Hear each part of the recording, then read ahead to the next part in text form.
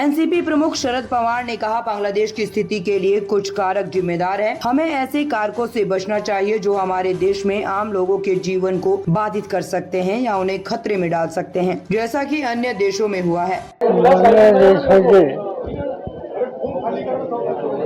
काही गोष्टी घडतात. बांगलादेशमध्ये आपण बघितलं की सत्ता परिवर्तन त्या ठिकाणी झालेलं आहे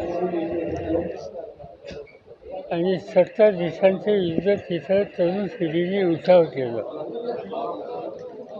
त्यातनं काही गोष्टी घडल्या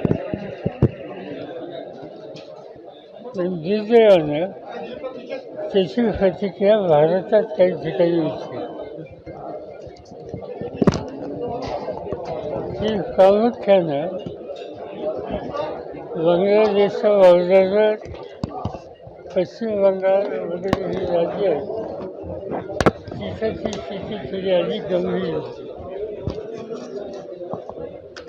पण तिथं काही घडलं त्याचे परिणाम महाराष्ट्रात होतील असं कधी वाटलं नव्हतं.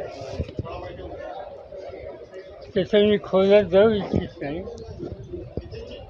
पण आजच्या परिस्थितीमध्ये समाजाच्या सगळ्या थरामध्ये एकवाक्यता आणि सामंजस्य याची अतिशय गरज आहे.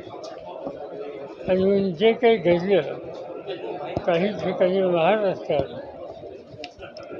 ते राज्याच्या समाजाच्या हिताचं नाही. आज शांततेची गरज आहे आणि ती शांतता प्रस्थापित करायची असेल तर समाजकारण राजकारण या सगळ्या क्षेत्रातल्या लोकांनी संयमाचा पुरस्कार करावा आणि शांतता कशी राहील याबद्दलची खबरदारी घ्यावी एवढंच मी आज बोलू इच्छितो. शासनाचं धोरण, शासनाची कारवाई, गृह खात्याची जबाबदारी, त्यांची कारवाई याचं भाष्य करता येईल.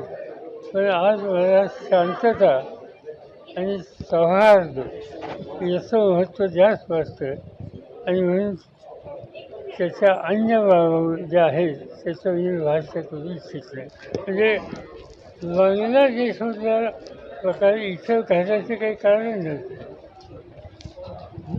त्यामुळे जे कोणी यामध्ये सहभागी होत असतील माझं आव्हान त्यांना हे आहे की आपण अन्य देशात काही झालेल्या गोष्टीच्यासाठी आपल्या देशामध्ये सर्वसामान्य लोकांचं जीवन उद्ध्वस्त होईल किंवा संकट असेल असं काही करता कामा नये. लाल किल्ल्यावर भाषण देत असताना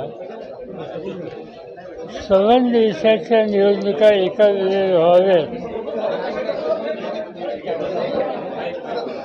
56 देशाच्या निवडणुका एका वेळेला व्हाव्यात या प्रकारची भूमिका मांडली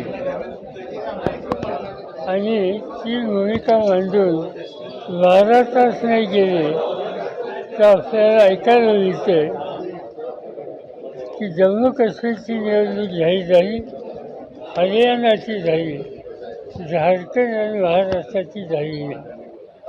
56 देशात एका वेळी निवडणुका घ्यायचं धोरण प्रधानमंत्री मांडत असताना